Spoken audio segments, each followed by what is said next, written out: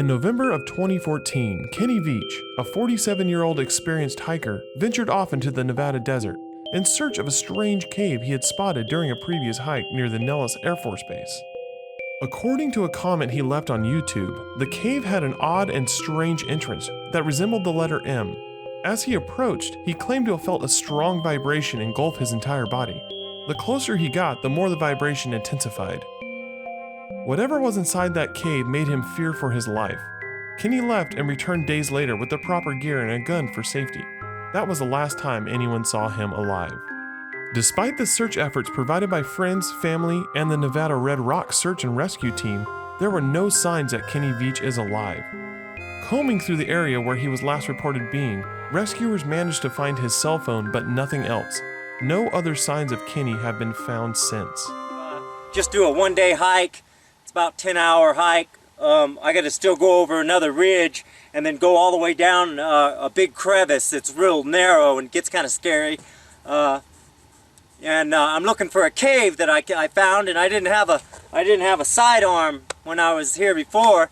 And something about that cave just spooked me. Out of all the caves I've ever gone in, this one just made my body vibrate. The closer I got to it, the crazier my body felt, and I was like, all right, I'm not going to go in there right now, but I'm coming back someday.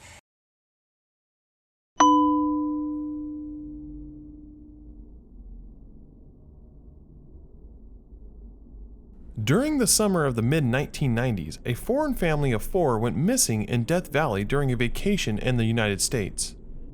The group Cornelia Meyer, 27, her 4-year-old son Max, her boyfriend, architect Ebert Remkes, 34, and his 10-year-old son George are thought to have got lost around July 23rd in the valley, which is considered the hottest and most arid part of North America, with temperatures reaching 122 degrees Fahrenheit. The last sign of them was their signatures in a guest book left in a box on a metal pole at a campsite. Their entry mentioned that they were aiming to go through the pass, possibly the Mingle Pass, a dirt road that crosses a barren mountain range. Skeletal remains were found several kilometers from where the group's abandoned minivan was found in Anvil Springs Canyon, several months after they disappeared. The van had 3 punctured tires, and tracks indicated it had been driven onto the metal wheel rims for at least 4 kilometers before being abandoned.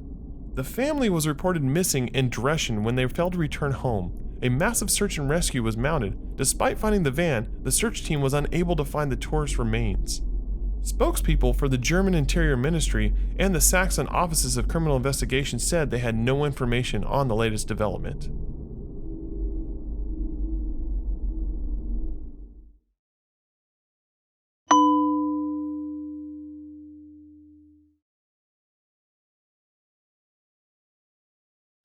Zeb Quinn is an American man who went missing on January 2, 2000 in Asheville, North Carolina. Quinn was 18 years old and working at a Walmart in Asheville when he disappeared.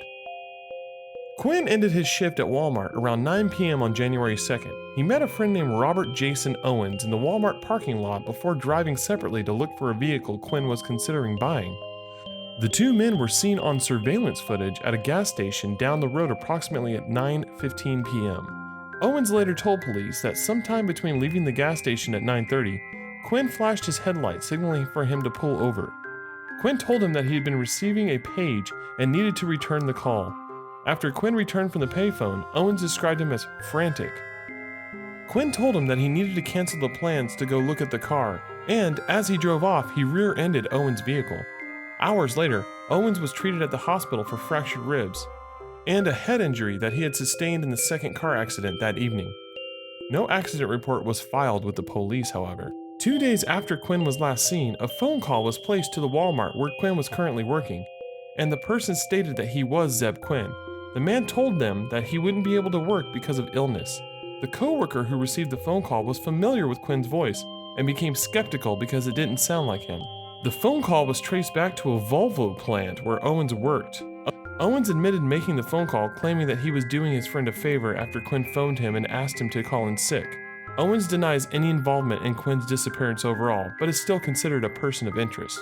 2 weeks after Quinn's disappearance, his vehicle was found parked near a hospital where his mother works. A pair of lips were drawn on the car's back windshield, and a live Labrador mixed puppy was found inside the vehicle. A hotel key card was found in the vehicle as well, but investigators were unable to trace the key. Also found in the car were several drink bottles and a jacket that did not belong to Quinn. Police collected forensic evidence from the car, but uncovered no new leads.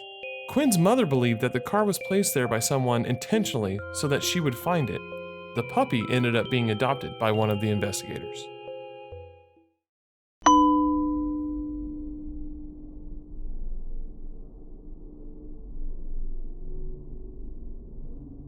On Christmas Eve of 2010, Laura Erica Kennedy drove her car to her ex-husband's parents' house, idled the car in their driveway, and shot herself in the head.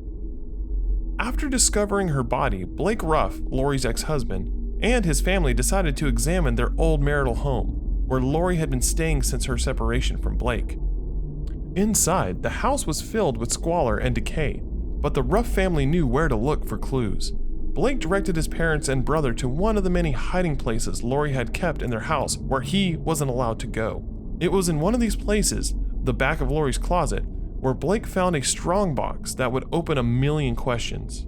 Inside the box, they found a birth certificate and death certificate of a girl named Becky Sue Turner, a driver's license with a picture of Lori alongside the name Becky Sue Turner, an application for a social security number, an application for a legal name change from Becky Sue Turner to Laura Erica Kennedy, incoherent scribbles on a page containing phone numbers, incomprehensible messages, and other seemingly insane rantings. A forged letter of a reference for Lori written by a man who doesn't exist, and other completely weird and unexplainable things. In short, the woman who Blake Ruff had fallen in love with, married, and had a daughter with never existed. There was no Lori Erica Kennedy. She had stolen the identity of a dead 2-year-old girl named Becky Sue Turner sometime during her teens, and nobody knew who she really was.